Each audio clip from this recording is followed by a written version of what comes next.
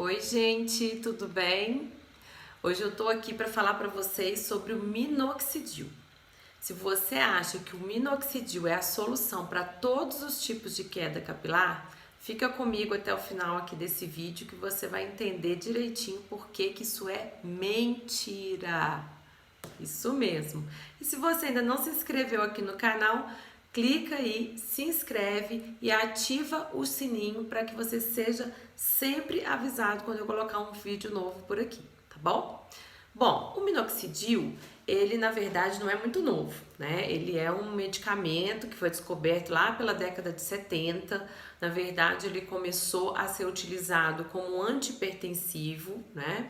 E ele ainda existe como antihipertensivo no mercado aí farmacêutico nas doses de 10 miligramas. É a dose que temos industrializado, né? Esse medicamento aí via oral, na forma de comprimido, tá? Porém, ele não é de primeira linha para tratamento de hipertensão também, até mesmo devido a algumas reações adversas, entre elas a própria queda brusca de pressão arterial, né? Então, ele é usado para tratar hipertensão, mas ele pode, né, causar uma certa queda de pressão brusca e com isso, então,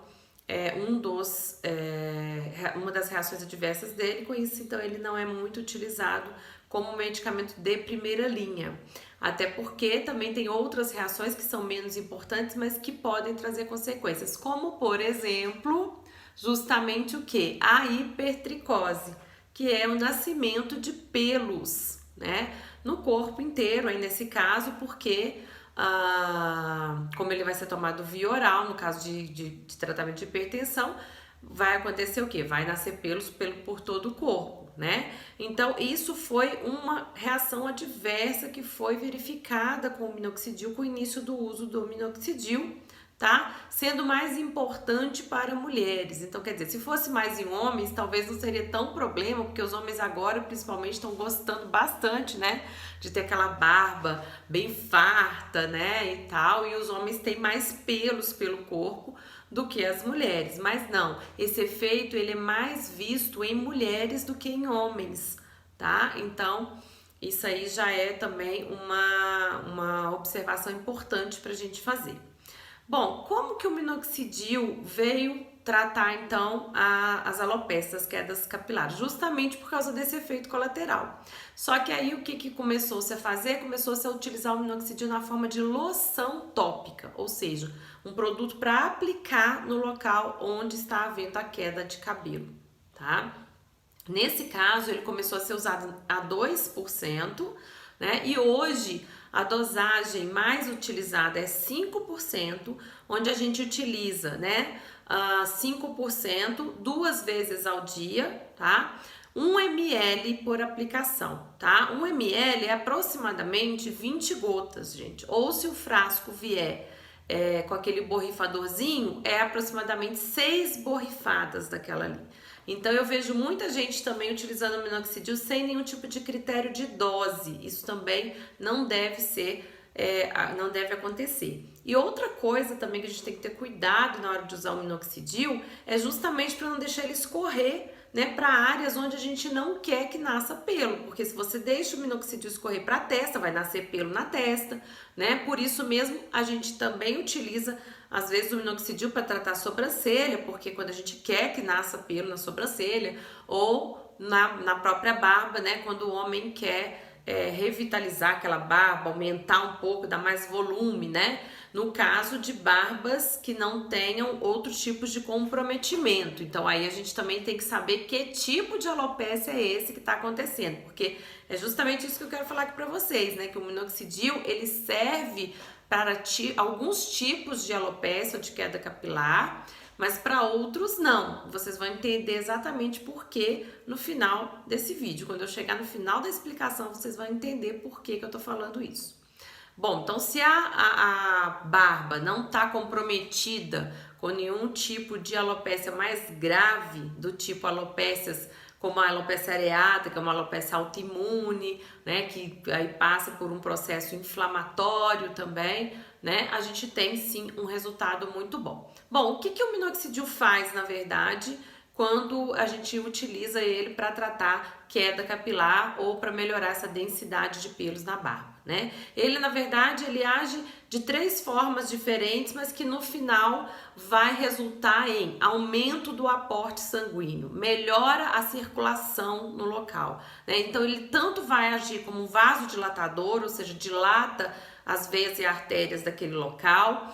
Ele também melhora a chegada, né, a produção de novos vasos, que a gente chama de angiogênese, né, naquele local ali. E uma outra coisa que vem como consequência também disso, mas que ele também promove, é o aumento da fase de crescimento do cabelo.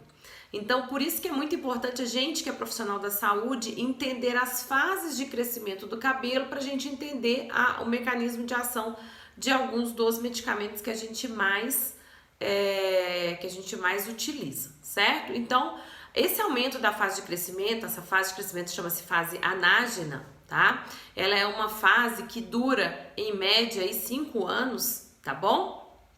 O que vai acontecer quando ele faz esse aumento do crescimento da fase anágena? Então, ele reverte essa questão da queda ou a questão da diminuição de densidade capilar naquele local, tá? O mecanismo de ação dele ainda não é completamente desvendado, mas a gente sabe que passa por tudo isso que eu acabei de falar, tá?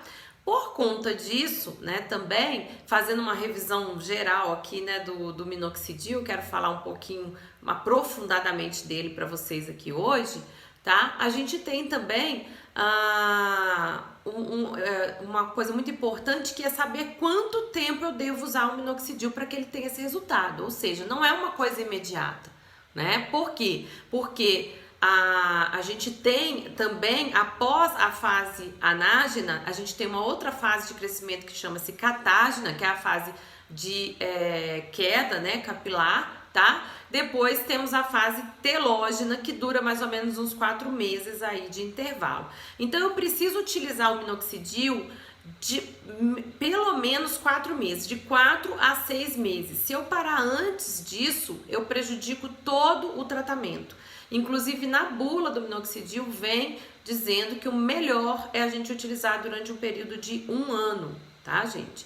Porque muita gente começa a usar o minoxidil e para, né? Também existe isso.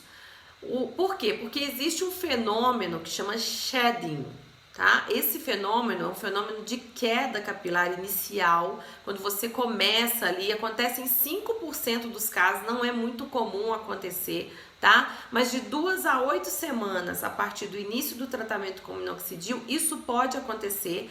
Por quê? Porque esse ciclo que eu acabei de falar, né? Esses fios que estão ciclando para essa fase telógena, para depois nascer novamente na fase anágena, né?